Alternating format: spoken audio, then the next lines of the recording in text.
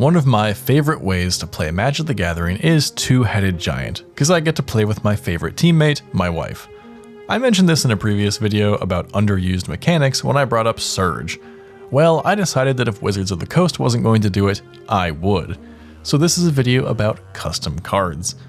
I constructed a Two-Headed Giant cube full of cards that work great in multiplayer, and specifically cards that let you interact with your teammate. So I pulled cards from Battle Bond, Oath of the Gatewatch, and various commander sets. But it was missing a little something, so I decided to create my own custom Magic the Gathering cards specifically for this cube.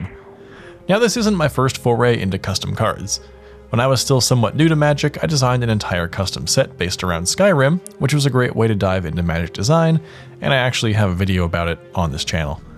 I've also made a lot of random cards here and there otherwise, and I think I generally make cards that are pretty fair and not broken.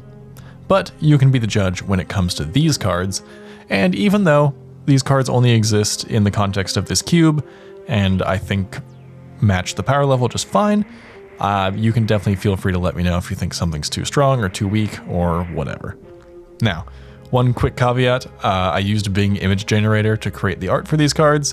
That is an AI art tool, and I'm generally against AI art tools for commercial uses. However, because I'm using these cards just for personal use, I hope you won't see too much of an issue with it, and I wanted to have art that I felt represented the card well. The first thing I did was expand the Surge mechanic. I liked the mechanic a lot, and Surge didn't exist in colors outside of red and blue. I didn't take too many risks here, but I think the cards are interesting still. To roughly match the existing Surge cards, I made 2 or 3 commons, 1 uncommon, and 1 or 2 rares for each color, generally. The commons have a cycle of creatures with a color-appropriate keyword. Like the existing cards, the stats are a little below rate without the Surge cost, but are pretty reasonable without being broken when you do pay the Surge cost. There's another cycle of non-creature cards that are pretty normal effects for those colors. For example, white gets a buff enchantment, black gets a siphon and a murder, and green gets a fight spell.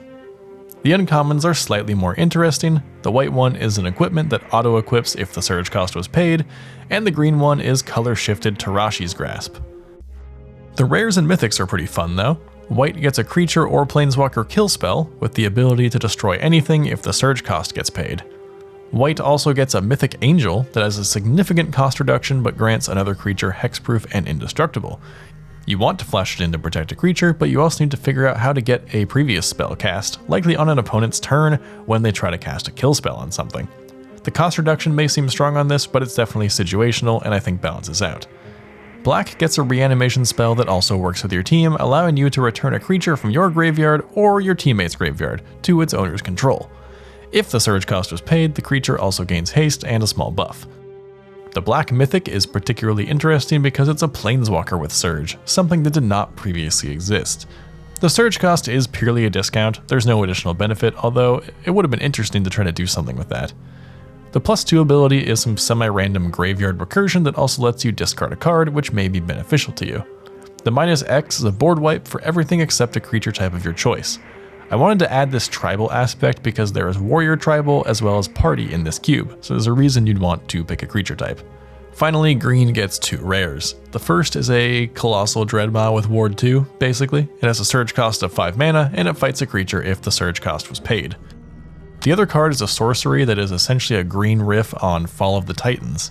Instead of dealing damage though, this spell distributes +1/+1 counters among creatures and gives them vigilance and hexproof. Hexproof is not super relevant because it's sorcery speed, but maybe I can adjust this card in the future. So those are the Surge cards, which is the main point of this, but I did make plenty of other cards as well, so stick with me if you want to see them. Charismatic Senator is a white version of Grudge Keeper, and instead of players who voted against you losing life, players that voted with you gain life.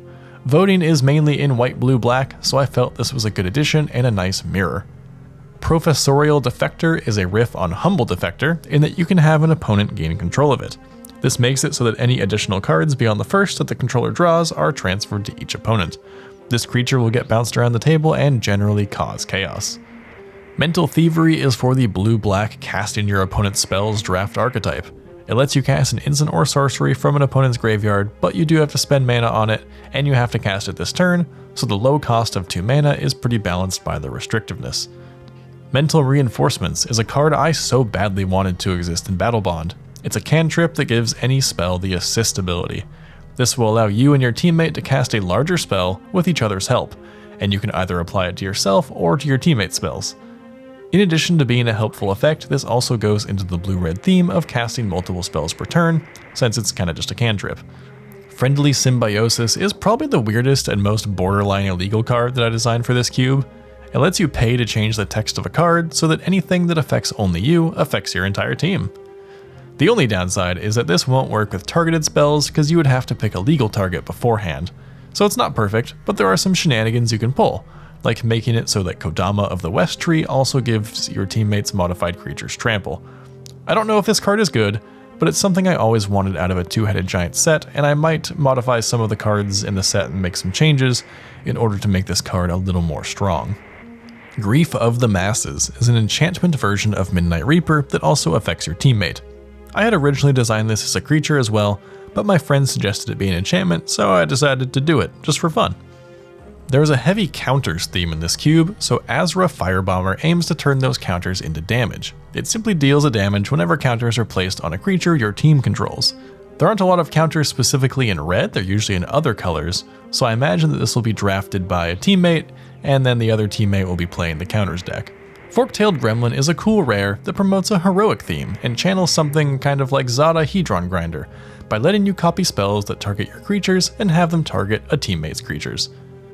Rallying General isn't really a two-headed giant specific card, it's just kind of an aggressive red creature. It makes a hasty token every combat and your teammate's creatures can help trigger Battalion. Taunting Celebrant is also just a random custom card, not necessarily unique to two-headed giant, and it was my attempt to bring back the Provoke mechanic, which I also referenced in my underused mechanics video. Provoke lets you untap a creature and force it to block the creature that has Provoke. I've combined that ability with a classic red effect of exiling any creature that this creature kills. And my final custom card is Glowspore Cultivator, whose name and stats are a riff on Glowspore Shaman. Whenever it becomes the target of any spell, you reveal the top 2 cards of your library and put one of them into your hand and the other into your graveyard.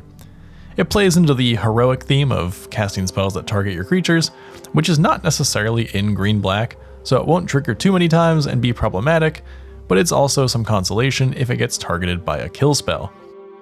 Notably, this is one of those cards that has an ability that doesn't really synergize with its own colors, in the hopes that your teammate will be playing a deck that can synergize with this card, and forces you to think a little harder when constructing your decks, and make them synergize not only within your deck, but also have the 2 decks synergize with each other in the game. So those are my custom two-headed giant cards. These cards were partially designed to fill specific roles that real Magic cards did not fill, and partially designed just for fun. I hope you like these cards, and if you feel that any of them are overpowered or way too underpowered, please let me know. And if you want to use any of them yourself, I'll have an Imgur link in the description below. If you liked the video, be sure to subscribe for more.